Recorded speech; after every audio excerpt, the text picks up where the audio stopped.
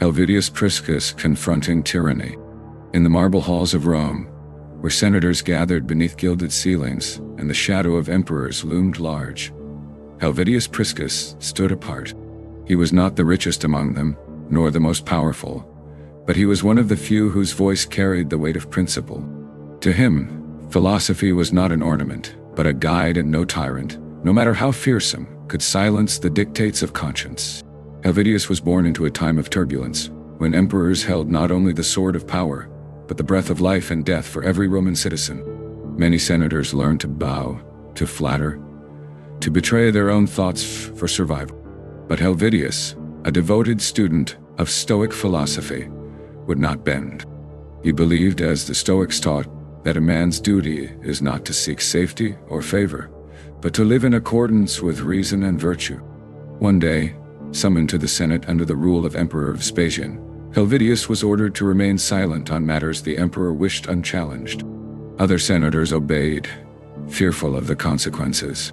But when his time came to speak, Helvidius rose. His voice was calm, steady, but filled with conviction.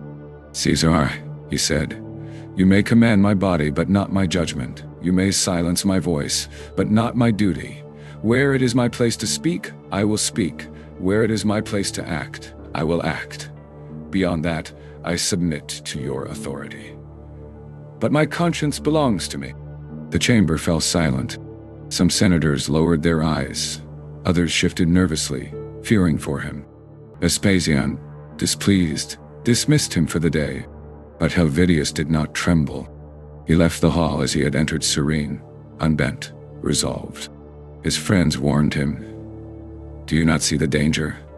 The emperor's anger is no small matter. Better to live quietly than to perish for defiance." Helvidius shook his head. "What is the point of life, if lived in fear and dishonor? Death comes to all men, but virtue belongs only to those who claim it. I will not sell my integrity for the illusion of safety." In the months that followed, Helvidius continued to challenge tyranny, always with composure, never with hatred. He did not shout or scheme. He simply spoke truth where truth was required, fulfilling his role as senator and citizen. He lived by the Stoic conviction that courage is not rashness, but the steadfast refusal to betray what is right. Inevitably, the emperor's patience wore thin. Helvidius was condemned. As the sentence was announced, those near him waited for despair, for anger, for pleas of mercy. Instead, he met the decree with the same calm he had shown all his life.